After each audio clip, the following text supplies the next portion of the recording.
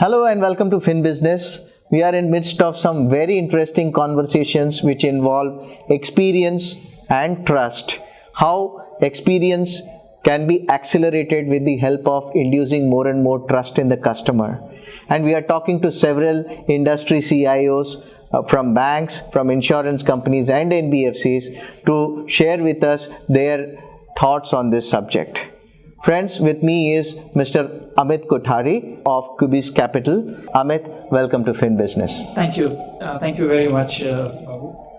We're happy to be here today. Great. Thank you very much. So, we have been learning a lot when it comes to trust.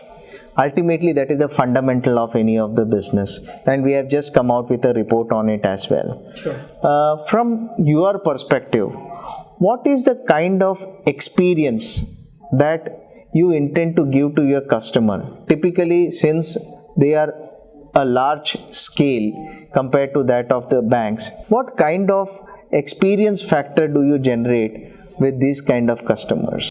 Given the kind of customers that we meet on a regular basis to serve their business and financial needs, it's very important that they get the kind of importance that they eye for. What our customers have given us a learning is if you pay a lot of attention to their needs, you try and understand, interact, and try and help them through their needs, it goes a long way.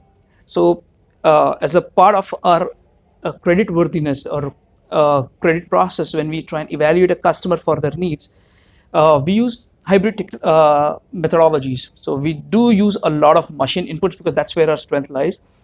We evaluate based on several thousand parameters to see, is a customer really worthy of being given a loan? But at the same time, there's a human element involved.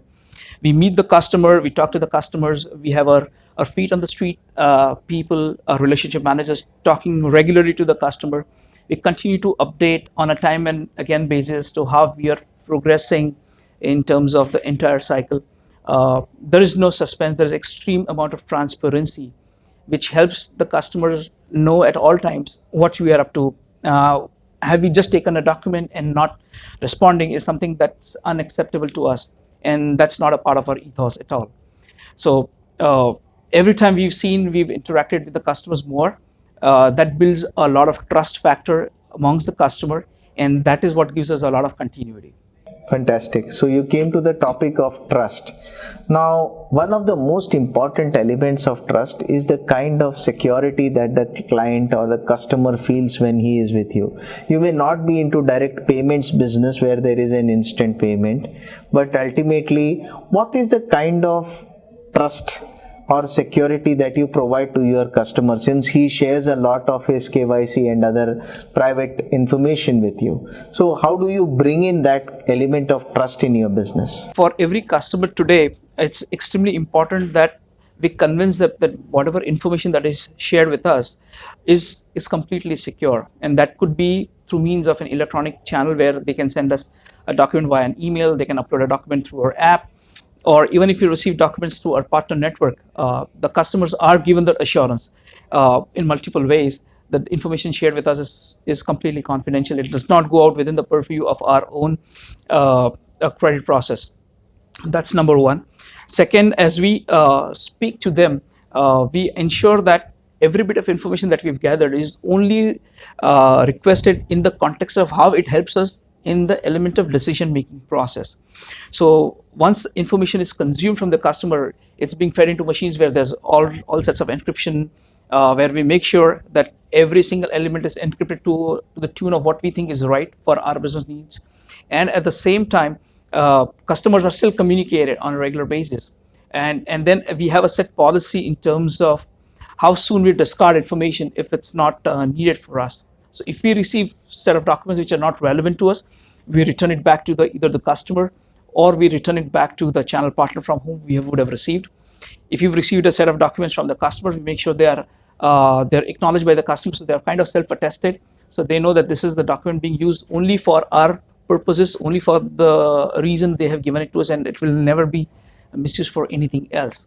And again, at the end of the process, once we are through with everything else, we go back to the customer, letting them know these are the documents we need to continue with us, and these are what we will retain, and the others will either come back to you, and if you'd like, we can discard them off as our policy guides, and that takes care whereby no information is going to go out into unwanted hands. How about this open API? Do you share your API, or do people share their APIs with you? And when there is open kind of? So we are not sharing our APIs yet, but we are integrated with certain partners where we have started to explore how we can consume some of these APIs for faster processing, for faster information collating. So let's say if a customer is willing to share data through a partner, or let's say they're happy to go with an assisted model where they would key in their banking credentials, and we would extract the banking statement and just use the data for our processing.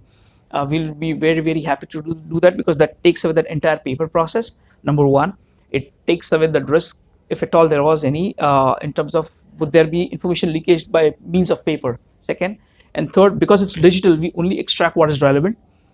We process that, and a turnaround time to process such information is lightning quick, because it's just a matter of minutes when we have churned that out. And how do you ensure security of that? So obviously, when we use some of the solutions, these are all tried and tested through all the security parameters. We have our own policies against which we test bed them first.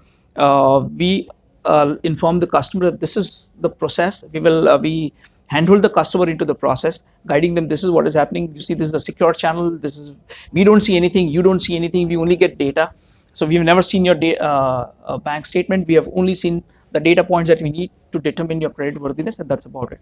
And how about these processes? Are these more dependent upon your own internal policies and stuff like that, or more in lines with what the regulator needs, or is it a hybrid? Or when you set these policies, how often do you try to go with the best in the industry standards? We have multiple views that we look at. So regulations definitely being one. At the same time, we look at what are the different kind of control limits that are available through different benchmarking processes, companies, their experiences, and we use a lot of that to start with. But as we grow and as we start nurturing them, we realize our parameters will move off, because our experience is different, and we look at certain things in a slightly different way.